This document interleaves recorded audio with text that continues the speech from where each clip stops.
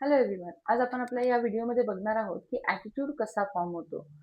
David गोलियतची story तर आपल्या सर्वांना माहिती आहे. की गावामध्ये एक राक्षस असतो, जो लहान मुलांना खूप त्रास देत असतो. त्याच गावामध्ये एक 17 वर्षाचा मुलगा डेव्हिड त्याच्या भावांना भेटायला येतो. त्यावेळेस तो त्याच्या भावांना सहज विचारतो की तुम्ही त्या राक्षसाला मारून का नाही टाकत? त्यावेळेस त्याचे भाऊ त्याला म्हणतात, "अरे तू बघितलं नाही का की तो राक्षस किती मोठा आहे? त्याला मारणं कसं शक्य आहे?" डेव्हिड त्यावेळेस त्यांना उत्तर देतो की तो मारण्यासाठी मोठा नाहीये, तो चुकवण्यासाठी मोठा आहे. And rest is history. आपल्या सगळ्यांना माहिती आहे की डेव्हिडने त्या राक्षसाला मारून टाकलं. आता याच्यामध्ये राक्षस हा सेम असतो, परंतु दृष्टिकोन हा मात्र वेगवेगळा असतो प्रत्येकाचा. आपला दृष्टिकोन ठरवतो की आपण आपल्या अपयशाकडे कसं बघतो. ज्या मोठ्या मोठ्या ऑर्गनायझेशन्स असतात त्या त्यांच्या वर्किंग कंडिशन्स किंवा त्यांच्या लोकांच्या सॅलरीजमुळे मोठ्या नाही होत. तर तिथे जी लोक काम करतात त्यांच्या ॲटिट्यूडमुळे त्या ऑर्गनायझेशन्स मोठ्या होत असतात.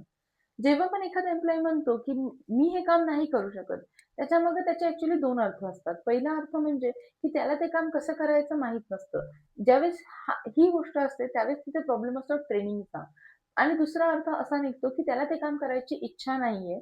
त्याला काहीच फरक नाही पडत की ते काम झालं किंवा नाही झालं. इथे मात्र प्रश्न येतो तो ॲटिट्यूडचा. आपण जन्मतःच कोणताच ॲटिट्यूड बरोबर घेऊन येत नाही. आपला ॲटिट्यूड हा हळू-हळू आजूबाजूच्या एन्व्हायर्नमेंटमुळे डेव्हलप होत जातो. त्यामुळे असे बरेचसे फॅक्टर्स आहेत जे आपल्या ॲटिट्यूडला अफेक्ट करत असतात. त्यातला पहिला आणि सगळ्यात महत्त्वाचा फॅक्टर म्हणजे एन्व्हायर्नमेंट. आपल्या आजूबाजूचं जे एन्व्हायर्नमेंट आहे ते बऱ्याच गोष्टींमुळे बनतं. जसं की आपलं घर. आपल्या घरातलं जे वातावरण पॉझिटिव्ह आहे का निगेटिव्ह आहे, याचा आपल्या ॲटिट्यूडवर खूप जास्त परिणाम करतो.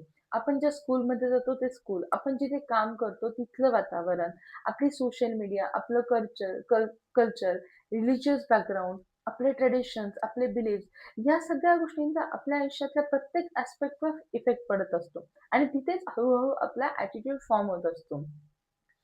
जेव्हा आपण एखाद्या दुकानात जातो, तिथले मॅनेजर्स आणि ओनर जर खूप पोलाईट असतील, शांत असेल, तर तिथले सेल्समन सुद्धा तितकेच पोलाईट असतात. परंतु एखाद्या दुकानामधले जर मॅनेजर्स, ओनर्स रूड असतील, पोलाईट नसतील, तर तिथले सेल्समन सुद्धा तितकेच लेव्हलला रूड असतात. सेम गोष्ट घरांच्या बाबतीत असते. काही घरातली मुले आपण बघतो, की एकदम शांत आहे, एकदम एक्झाममध्ये टॉप करत आहे, खूप पोलाईट आहे. तर अशा वेळेला त्यांचे पॅरेंट्स सुद्धा तसेच असतात.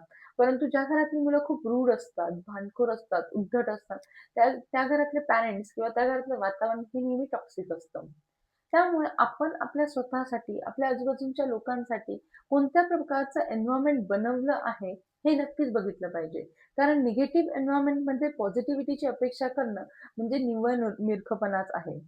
आपला दुसरा फॅक्टर म्हणजे येतो एक्सपिरियन्स.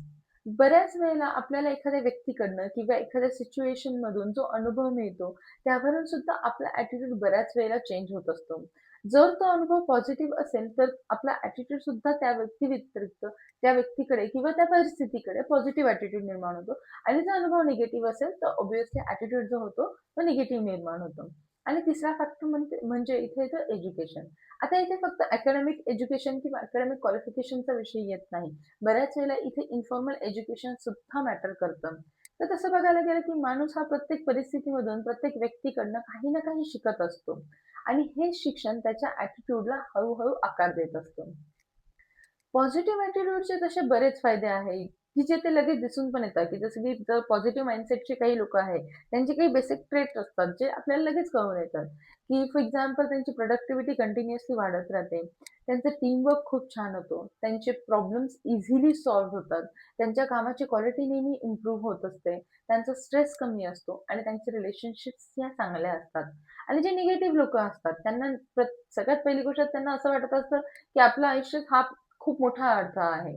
त्यांचे रिलेशनशिप्स कधीच चांगले नसतात. त्यांना कधीच जॉब टिकत नाही. त्यांची स्ट्रेस लेव्हल ही नेहमी हाय असते. बऱ्याच वेळेला ते आजारीही असतात आणि असे लोकं स्वतःच्या घरातलं ॲज वेल ॲज आपल्या कामावरचं वातावरण सुद्धा खूप टॉक्सिक आणि खूप निगेटिव्ह बनवतात. या व्हिडिओमध्ये आपण पॉझिटिव्ह ॲटिट्यूड कसा फॉर्म होतो हे बघितलं. आता बऱ्याच वेळेला आपल्याला जाणवते, की अरे आपला ॲटिट्यूड तर निगेटिव्ह आहे. मग तो पॉझिटिव्ह कसा करायचा हे आपण आपल्या नेक्स्ट व्हिडिओमध्ये बघू. Thank you. Bye bye.